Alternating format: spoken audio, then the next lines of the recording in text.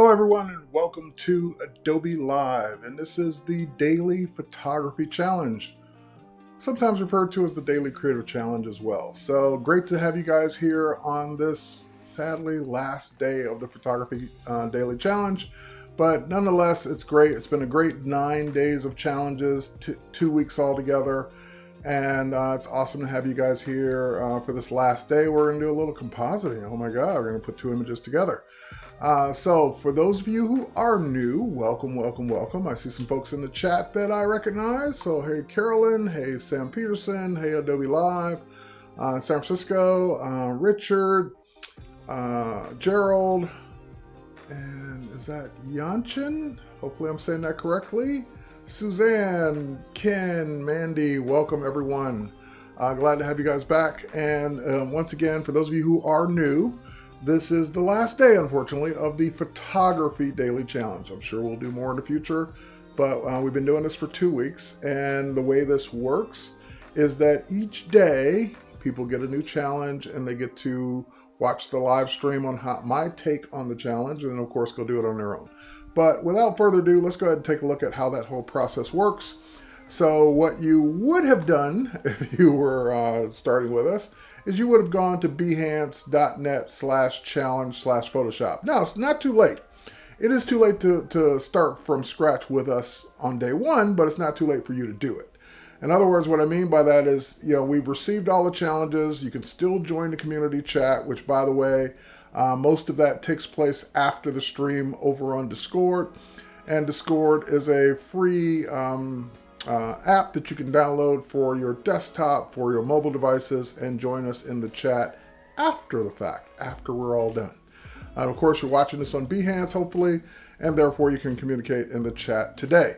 You can watch our daily live stream and then finally share your work. And each day we've unlocked the challenges where you can download the images for the day. You can watch the video of my live stream of what we did with the challenge that day. And then you can, of course, upload your own images. So we're on the last day, November 22nd, where we're going to be talking about combining images together. So even if you're just joining us in the replay or just joining us today and you haven't done any of this, you can still get caught up by going in and grabbing each challenge and doing the challenges. And if you don't know what the challenge is, you can always watch the video for that day. Even if you don't have Photoshop, you can get Photoshop. All right, so let's go quickly and take a look at 2 things. Actually, while I'm in the browser here, if you upload your image to Behance using the hashtag #PSDailyChallenge, then I can find them, I can search for them, and I can add them to my mood board. That's right. So here, for example, I can go to Behance, go to my mood boards. There's my Behance page, go to mood boards. And there's the one I've been keeping track of for the daily challenge. So these are all my favorite entries thus far. And of course, if you're not uploading to Behance, you can still upload or do both. You can upload over on Discord as well, where I've been marking some of my favorites there as well. So people have been showing their before and after work, which is always good. So we get to see where your photo came from and where it ended up. This one I really like because I have a similar Brooklyn Bridge shot. But anyway, these are very good entries that you guys have been doing. You've been taking the challenge serious. You've been learning from what I understand. There's one with text, and just been doing a great job of doing the work. All right, so today's challenge is going to be a little bit more Photoshop because we're going to be combining images. So let me pop over to Lightroom, because that's where my images are. And I gave you, I believe, these 2 sample images. So here's a model shoot that I did in studio. Here's a shot of an abandoned warehouse building that I wasn't even supposed to be in Detroit, which has since been torn down. But it was a great place to shoot if you were willing to take the risk. And this model was in Atlanta. This is in Detroit. This model was, last year, this year. This was like 5 or 6 years ago. You kind of see where we're going with that. We're going to put these 2 together. All right, so again, when people and photographers ask, why would I use Lightroom or why would I use Photoshop? We use Lightroom to manage. And then people would say, well, I seem to be doing everything I need to do in Lightroom. Why would I ever need Photoshop? to do this kind of work because Lightroom has no layering, no compositing, no pixel level edits whatsoever. You are making adjustments, whether they're global or local, and you're doing your organization. So I love Lightroom, use it every single day for organization, and I use it for edits until I need to do something that Lightroom can't do. That's when it's time to head over to Photoshop. All right, so I'm going to take this first image and just hit Command E.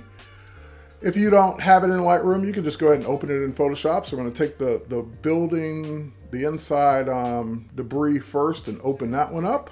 And then we'll open up the model shot as well. You can open them both at the same time. It doesn't really matter. And let's see if that opened. There it is. All right, so now that image is open in Photoshop, and I'm just going to open up the next one, Command E as well, Control E, or right click and edit in Photoshop. All right, so now they're both open in separate tabs. So number one, if you want to open an image and then place another image in it, let's say you weren't coming from Lightroom, then you would simply open up your first image and go to File and choose Place, Embedded, or Linked. I would suggest probably embedded unless you're going to be making changes to the photo that you're placing. But I would place embedded, and then you would just open up your operating system and go find the photo that you want to place. So that would be the way to get the two photos on the same image, or multiple layers. Since I opened them both side by side, we're going to do a little bit differently. Now, there's lots of ways to get this image over onto the other one. We can now copy and paste the layer. So I can select the layer, copy, go over to the other image and paste. I can drag and drop the layer to the other image. I can drag and drop the image to the other image. So there's lots of ways to do it. I prefer the drag and drop method just because I've been doing that for years. But then people say, well, how would I drag and drop if I can't see them side by side? Mary's asking, is that the Packard building? I believe it. If it's not the exact Packard building, it was certainly next to it or close to it. But anyway, let's go ahead and we just take this image and start dragging it. When you drag it up to the tab of the other image will pop open. Don't let go yet, because if you let go, nothing will happen. So I'm going to let go by mistake. Nothing happens. Because in order to drag and drop the image over, when I drag it up to that tab and the other image pops open, don't get excited and let go until you drag it down into the window, till your pointer is somewhere in the window. Then you can let go, and then it will place it inside the other image as a new layer. All right, so obviously this layer is a bit big. It's bigger than the original background that we're going to put this on. So we're going to scale it down. So we're going to do a free transform, which I believe is under Edit. Command T, free transform. And here's a bonus tip, or a tip in general. When you go to free transform and the handles are way outside your window area, we don't have to scroll around and find them. We just want to basically make them fit.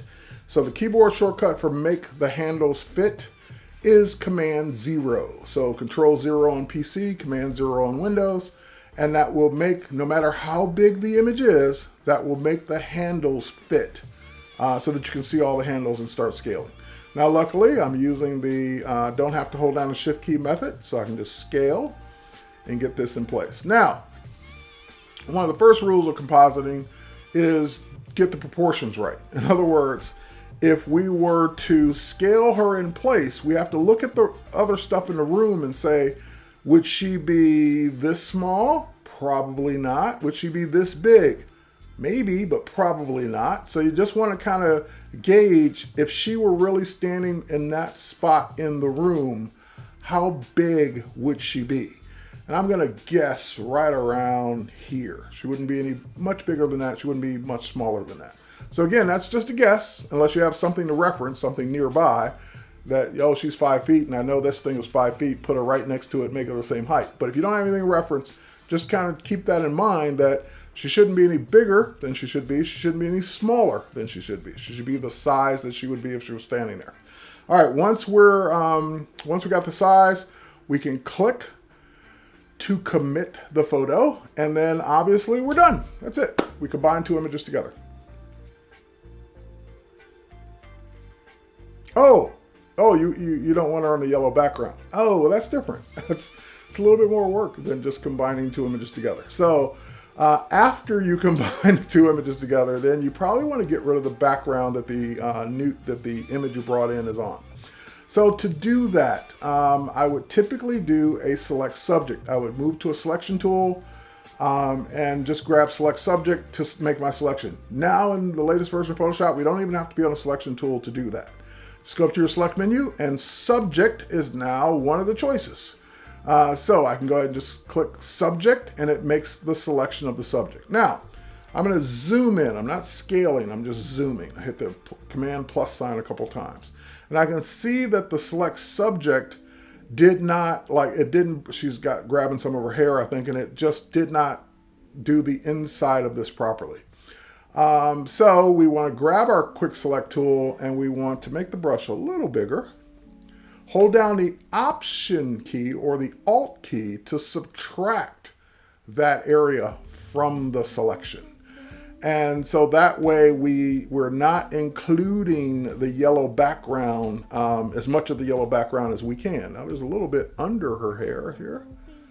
I can go ahead and grab that too. And then I also notice that it's missing a fingernail or two or finger or two. So we can go ahead and just use the plus sign to kind of add that back in. Again, make my brush really small.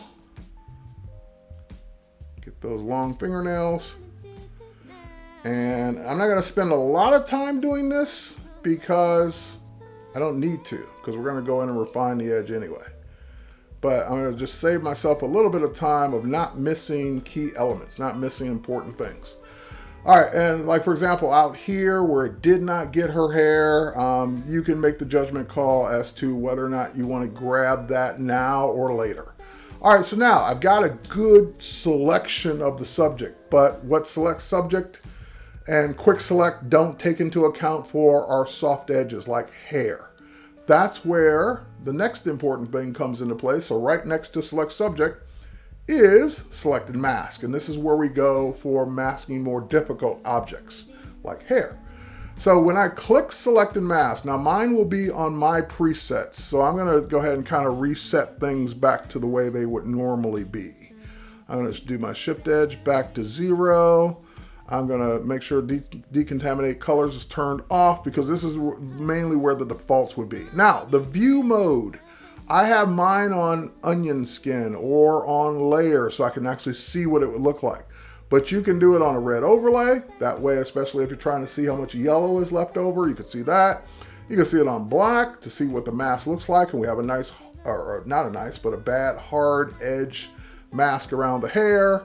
You can see this any way you want to. You can see it on black. And again, you can control the amount of opacity this way as well. So you can kind of really see what that's going to look like. You can pick your method. So my method right now is going to be onion skin because I just like to look at it the way it's going to look on the layer. That's what's most important. Now the next thing that now that I've done that, we're going to zoom in a bit. Just hit the letter Z and click the zoom tool and zoom in. And so we really need to get this as much of this yellow out of the hair as we can. And there's a tool for that. It's the second tool down. The refine brush, the refine edge brush.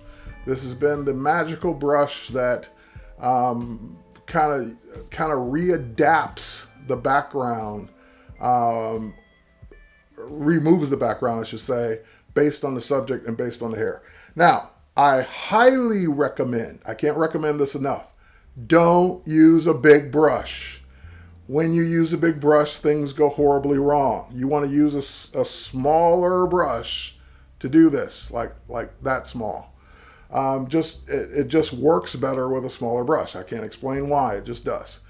So what you're aiming the plus sign at is what the background used to be. So I know this all used to be yellow, so I'm going to aim the plus sign at that first and then brush in.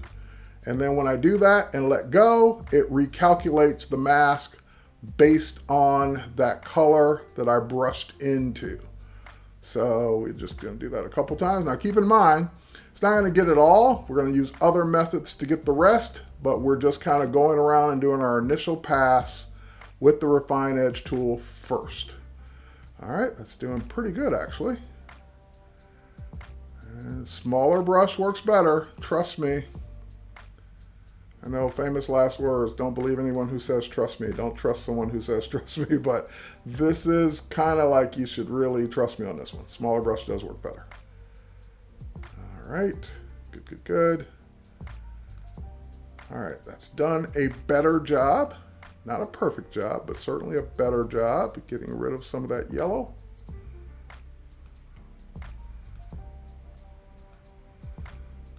And refining that edge. Okay. Next thing, so that's not it. We're not done yet. So we're going to do a couple things. We're going to enable Smart Radius, and that just tells Photoshop to pay attention to hard edges versus soft edges, and we can refine that radius just a bit. And you'll start to see a difference. You'll also see when you go too far versus not far enough. So basically you're going to drag that slider to your taste. That still won't be enough. The next thing I love to do is, I usually don't mess with the smooth, feather, and contrast very often, but I do like to mess with shift edge. I like to shift the edge a little to the left, negatively, and that will start to cut in the selection around the edge, like especially on the harder edges. All right, last but not least, because even if we were to get all the yellow out of the hair properly, there's just yellow being reflected on her because she was standing on a yellow background that was lit. That yellow is bouncing off of her and or bouncing onto her, and that's just a contamination problem. So luckily there is a decontaminate colors, and I usually turn that on. That is a slider between 0, so that would be 0 amount, all the way up to 100. And that will just start to remove some of that background color out of the subject for you. And you set that number to whatever works or looks best for you. Now, even after you do all that, you might still see, oh, there's a little bit more yellow in the hair, further in the hair than I brushed. There we go. We can start getting that out now. Yeah, there we go. With those settings, another pass with the Refine Edge tool is really doing a great job. Okay. There we go. Looking really good around the edges of the hair there. As I'm brushing and holding down, it just shows me where the yellow was, and that looks really, really, really good. Ooh. Now I see some yellow right there. Let's see if I can get that out. And nope, see, it started removing skin tone. So I probably want to make a much, much, much, much smaller brush.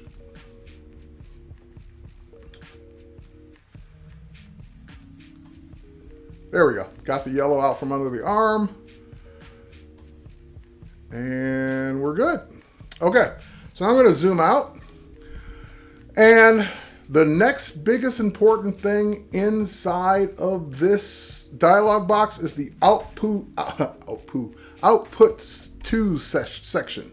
So this normally defaults to selection. You want to make sure it's on new layer with mask, because the new layer with mask will give you a way to always go back and be able to make more changes, as well as fix anything you might have missed before. So I can click OK, and that will give me, just as it says, a new layer with a mask. So here's the original layer, still there. It already made my backup copy for me, gave me a new layer with a mask. All right, now I'm running out of time. We got 2 more things we need to do really quickly. Number 1, if she was really shot in this environment, if she was really photographed in this environment, probably shouldn't shoot her in this environment. If she was really photographed in this environment, she wouldn't be as vibrantly color, or skin tone would be different, like she'd be duller based on this environment. So that's problem number 1. Problem number 2, she'd probably have a little bit of a drop shadow under her feet. So let's do both of those really quick. So number 1, I want to make a selection of the background based on her. So I'm going to hold down my Command key, PC Control key, and click on the mask that it made, and that will make the selection. Then I'm going to switch to the background layer and make a new copy of just that selection onto a new layer. So new, what is that? Would be new layer via copy, Command J. So now I'm going to take that. This is what it just did. I'm going to take that and move it all the way to the top so that it covers her, because what we're going to do is we're going to use that to blend in. So I'm going to switch to, I'm going to filter it, just that layer by itself. I'm going to filter it using a filter called Blur Average. So it averages the colors that are on that layer and just makes a solid color. Why would we do that? Because we're going to use that to tone her down a bit. So we're going to switch the blend mode from normal all the way down to color. It blends her in too much because it took away too much color. That's why we're going to lower the opacity all the way down to about 35. 35 to 40 is the range you want to be in. So if you want to have a little bit more color, 40, but 35 is going to be about right. So now that would be about her color tones if she was photographed in this environment. Last but not least, we're going to create a new layer above the background. And that's going to be our shadow layer. We're just going to grab a black brush, nice soft edge, and then we're going to come, bigger brush, right under her legs, or under her feet, and just brush in a drop shadow onto the ground. There we go, like so. Her pants would be casting a shadow like that. Okay, and again, we could probably put in another shadow of her body off to the side there, but you get the idea. Trying to make that look a little bit more realistic as if we basically put her there. So by the way, if you want to know what the shadow layer looked like, that's what it looks like. You can always go in and lower the opacity of the shadow layer because if it's too dark, then it would be too dark. All right, Ralph saying, great new way to do this. Ken says, nice trick. Nice pro tip. Great, glad you guys are liking this. But these are the kinds of things we do to make things look more realistic. And again, just playing with that color overlay layer will give you how much color you want that particular subject to have based on the background that they're in. All right. You can get the sample images and rewatch this video again. If you go back and watch the beginning of this, I show you the website to get the sample images so you can do this and watch this video again. So with that said, last but not least, we would do our export. We're going to do a export, either quick export as JPEG or save for web, which is the one I still use.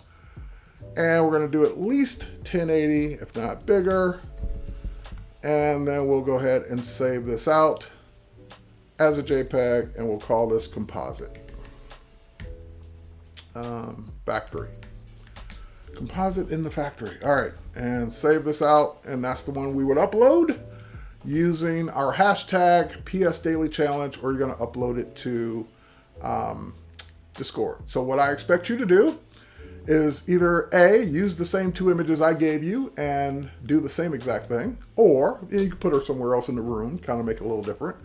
Maybe put her further back in the room or closer to you. That would be enough nice thing to play with. Or let's see your two images or three images that you composite together and show us your before and after. So, and again, just make sure when you export this, it saves it, you export it and upload it with the hashtag PS Daily Challenge. Now, when I save this, obviously it's going to save all my layers.